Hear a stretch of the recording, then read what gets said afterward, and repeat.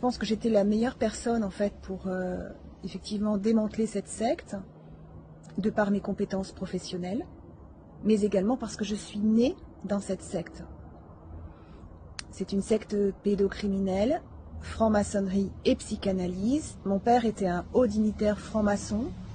Et dans les années 80, j'ai vécu ce dont témoignent d'autres personnes qui s'appellent les survivantes, des messes sataniques, des rituels, au cours desquels j'ai été non seulement violée, mais transformée en tortionnaire et assassin d'autres enfants de l'ASE. Mes parents étaient des notables. Mon père était un homme politique, Robert Alric, premier maire adjoint d'une ville de 50 000 habitants, Châteauroux, dans l'Indre. Et ma mère, médecin généraliste, s'était instituée pédiatre pour être plus proche des enfants. Elle m'a droguée et voilà, je pense qu'elle droguait effectivement d'autres enfants.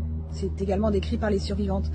Je suis la seule à témoigner à visage découvert parce que je veux sauver mes enfants qui sont pris en otage de cette secte. Et je veux que les jeunes générations de ma famille puissent vivre libres, heureux et dignes. C'est en ce sens que je mène un combat et que j'ai mené une enquête très précisément. J'ai réussi à récolter toutes les preuves de ce que j'annonce et de ce que je dénonce pour chaque personne citée et pour chaque acte. Et mon dossier est basé sur le fait que de nombreux professionnels dans mon affaire, de tous les corps de métier, ont agi hors la loi et hors la déontologie et ont ainsi participé au contrôle coercitif que je subis de la part de mon ex-mari, mon père et mes frères.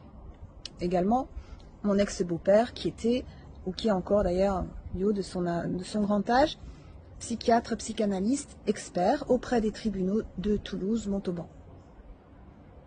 Voilà, donc je pense que j'étais effectivement bien placée pour comprendre ce qui se passe dans les couloirs du pouvoir et jusqu'au plus haut sommet de l'État. J'ai pu porter plainte contre plus de 140 personnes pour harcèlement collectif dans le cadre d'une secte pédocriminelle. Cette plainte a été qualifiée par des policiers intègres sur la base de mes preuves.